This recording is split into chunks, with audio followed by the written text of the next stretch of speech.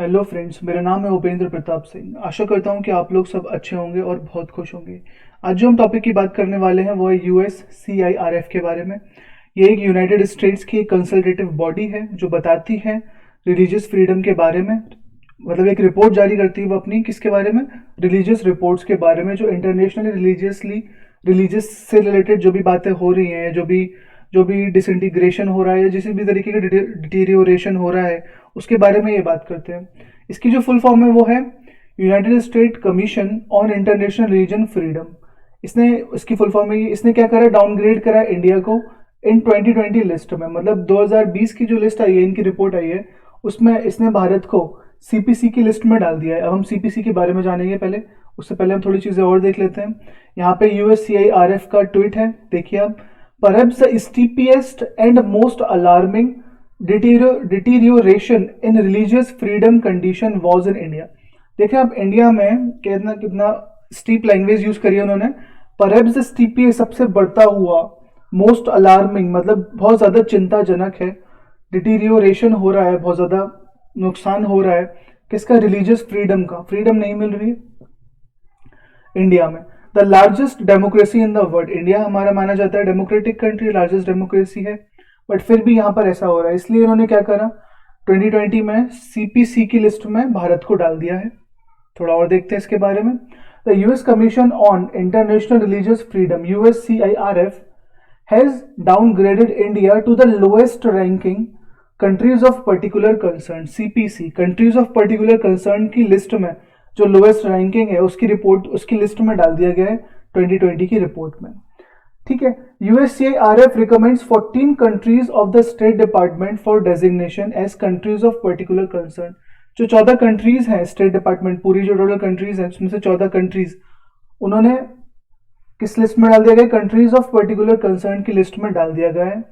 These includes 9 that the State Department designation as CPC in December 2019। 2019 में 9 states को 9 countries को डाला था। कौन कौन सी, Burma, China, Eritrea, Iran, North Korea, Pakistan, Saudi Arabia, Tajikistan and Turkmenistan. ठीक है। और बाकी की जो 5 अभी डाली हैं वो अभी हाल फिलहाल की हैं, लेटेस्ट में है। उसमें से क्या है, एज वेल एज 5 अदर्स, जिसमें है Bharat, India, Nigeria, Russia, Syria and Vietnam. ठीक है। तो ये लिस्ट है पूरी, भारत को भी सीपीसी की लिस्ट में डाल दिया गया है, मतलब लिस्ट डाउनग्रेड कर दिया गया है, सीपीसी की लिस्ट में डाल दिया गया है। ओके। देखिए आप पूरे मैप में देखेंगे तो आप देख रहे हैं countries of particular concern CPC, इसमें कौन कौन से, बर्मा, चाइना, इरिट्रिया, इंडिया। तो आप देख रहे हैं जो भी ये रेड वाले, सब ये रेड वाले, ये सब किस लिस्ट में आ गए, सीपीसी की लिस्ट में आ गए, जिसमें भारत का नाम भी है, पाकिस्तान का भी नाम है, चाइना का भी नाम है, ठीक है, रशिया का भी नाम है, सऊदी अरेबिया का नाम है, तुर्कमेनिस्तान हो गए, सीरिया हो गया। ठीक है। तो काफी लिस्ट काफी खराब है ये वाली, उसमें भारत का नाम भी मेंशन कर दिया गया है। दूसरी जो येलो वाली है, जो दूसरी लिस्ट है, स्पेशल वॉच लिस्ट, मतलब 2019 में स्पेशल वॉच लिस्ट में था भारत का नाम, बट उसमें से डाउनग्रेड करके किस में कर दिया गया है, सीपीसी की लिस्ट में। तो स्पेशल वॉच लिस्ट में कौन कौन से आप देख लीजिए, येलो वाले जो है सारे, जिसमें अफगानिस्तान हो गया, अल्जीरिया हो गया, अजरबैजान हो गया, क्यूबा, इजिप्ट, ये सारे हो गए, सूडान, टर्की, ये सब हो गए। ठीक है, ये सारे येलो वाले। ठीक है। तो किसमें, स्पेशल वॉच लिस्ट की कंट्रीज में इसकी लिस्ट में डाल दिया गया है। India was categorised as a tier 2 country in last years listing. तो टीयर 2 कंट्रीज कौन सी होगी, वॉच लिस्ट जो है ये वाली, स्पेशल वॉच लिस्ट जो है येलो वाली, इसमें था पहला 2019 में, मतलब लास्ट ईयर में कंट्री का। This is the first time since 2004 that India has been placed in this category. मतलब कि 2004 के बाद ये अब ऐसा कंडीशन आया है जिसमें भारत को इस कैटेगरी में डाला गया है। 2000 की कैटेगरी में भी जब गुजरात रिवोट हुए थे, जब हमारे प्राइम मिनिस्टर मोदी जी वहां पर सीएम थे गुजरात में, तो तब हिंदू मुस्लिम रिवोट्स हुए थे वहां पर, तो तब उस केस में भी 2004 में इसको लिस्ट में, भारत को लिस्ट में डाल दिया गया था, सीपीसी की लिस्ट में, मतलब first category, first year list में डाल दिया गया था। In its report the watchdog alleged that in 2019 the national government in India used its strengthened parliamentary majority। Report में क्या कहा गया है, जो वॉचडॉग बता रहे हैं, द वॉचडॉग मतलब जो लिस्ट बनाते हैं, द वॉचडॉग, उन्होंने कहा कि 2019 में जो नेशनल गवर्नमेंट थी भारत की, मतलब कि बीजेपी के बारे में बात कर रहे हैं, स्ट्रेंथेंड पार्लियामेंट्री मेजोरिटी, जो पार्लियामेंट्री मेजोरिटी से जीती थी BJP, to institute national level policies violating religious freedom. उन्होंने ऐसी ऐसी पॉलिसीज बनाई हैं, उन पॉलिसीज की बात कर रहे हैं जो किसको वायलेट करता है, रिलीजियस फ्रीडम को वायलेट करता है अक्रॉस द कंट्री, जिसमें स्पेशली मेंशन करा गया मुस्लिम्स के बारे में कि मुस्लिम्स के रिलीजन को खराब करा जा रहा है, उनको वायलेट करा जा रहा है, रिलीजियसली उन्हें फ्रीडम नहीं मिल रही है। तो बेसिकली इनकी चर्चा जो हो रही थी वो सीए के बारे में हो रही थी, एनआरसी के बारे में हो रही थी, उसके बारे में ये बात कर रहे थे, काउ स्लॉटर एक्ट के बारे में बात कर रहे थे। उन्हीं सब के केसेस में जो मुस्लिम्स को टारगेट करा जा रहा था इंडिया में, मॉब लिंचिंग हो रही थी, सारी ये सब केसेस हुए हैं भारत में, ठीक है, जिसमें अमित शाह का भी नाम लिया गया है, इन्होंने स्पेशली लिया गया है, ठीक है। तो उसके बारे में ये बात कर रहे हैं। The commission also recommended that the US government take stringent action against India. Commission ने कहा कि यूएस गवर्नमेंट एक स्ट्रिंजेंट एक्शन लेगी भारत के खिलाफ, किसके अंडर, किसके तहत, इंटरनेशनल रिलीजियस फ्रीडम एक्ट के तहत, मतलब IRFA के तहत जो यूएस गवर्नमेंट है वो कमीशन मतलब क्या करेगा, वो भारत के खिलाफ अगेंस्ट कोई एक्शन लेगा। Most notably it enacted the citizenship amendment act. उन्होंने सबसे इंपॉर्टेंटली किसकी बात करी, सिटीजनशिप अमेंडमेंट एक्ट की बात करी गई थी, which provides a fast track to Indian citizenship.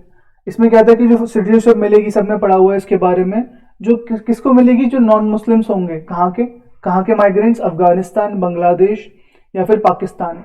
तो यहाँ पे स्पेशली मेंशन करा गया था कि नॉन मुस्लिम होने चाहिए। इसका मतलब कि वो डायरेक्टली टारगेट करना चाह रहे हैं मुस्लिम्स के ऊपर, ये बात कही गई है इस लिस्ट में, मतलब जो वॉच डॉग है उन्होंने कहा गया है ये बात, ठीक है।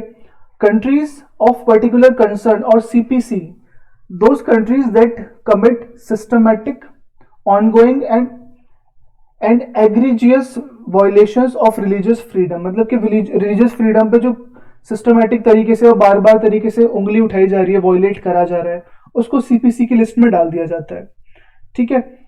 देर आर 10 USCIRF कमिश्नर्स, जो कमिश्नर्स थे 10 कमिश्नर्स थे, 10 मतलब होते तो काफी सारे, बट 10 मेन है यहाँ पर, ठीक है, including Gary Bauer, Johnny Lee and Tenzin Dorjee. ये नाम है इंपॉर्टेंट, 3 नाम है। Dissented with the panel's recommendation, उन्होंने जो पैनल का रिकमेंडेशन था कि भारत को CPC की लिस्ट में डाला जाएगा, उन्होंने इस पर थोड़ी चिंता जताई, उन्होंने मना करा कि नहीं, ऐसा गलत करा उन्होंने। On India as being too harsh, Bharat के लिए जो हार्श लैंग्वेज यूज करी गई है, भारत को हार्श तरीके से देखा गया है, उसको लिस्ट में भी डाला गया है, तो उन्होंने इस पर संदेह जताया कि नहीं, ऐसा नहीं करना चाहिए था। And that ended up placing the country alongside what they termed as rogue nation like China and North Korea, मतलब चाइना और नॉर्थ कोरिया जैसे जो कंट्रीज हैं जहाँ पे बिल्कुल भी डेमोक्रेसी नहीं है, उस ऐसे देशों के साथ भारत को भी डाल दिया गया है। तो इन तीनों ने चिंता जताई है इस बात पे। अब रिकमेंडेशन क्या आ रहा है यूएस गवर्नमेंट का कि भाई अब क्या कर सकते हैं, इम्पोज टारगेटेड सैंक्शंस, वो भारत पे सैंक्शंस लगा सकते हैं किसी भी तरीके से, कुछ भी हो सकता है, किसी भी तरीके से पनिश कर सकते हैं वो। ऑन इंडियन गवर्नमेंट एजेंसीज हो गई, या फिर ऑफिशियल्स, कोई भी इंसान हो गया particular, responsible for severe violation, जो भी रेस्पॉन्सिबल है इस वायलेशन को करने के लिए, of religious freedom, by freezing those individuals assets. वो क्या करेंगे, उस किसी भी पर्टिकुलर इंडिविजुअल का एसेट्स को आप फ्रीज कर लेंगे, उससे पैसा निकालेंगे, और bearing there entry into United states, और उनकी यूनाइटेड स्टेट्स में एंट्री को भी खत्म कर देंगे, वीजा के द्वारा वीजा कैंसिल कर दिया जाएगा उनका, और यूनाइटेड स्टेट्स में उनका एंट्री खत्म कर दी जाएगी। Allocation funding to support civil society to create a monitoring and early warning system. ये क्या करेंगे, एलोकेट करेंगे, फंडिंग करेंगे सिविल सोसाइटीज को, जिससे कि वो मॉनिटर कर सके, वहां पे देख सके जो भी वार्निंग सिचुएशन है, वार्निंग सिस्टम जारी करेंगे।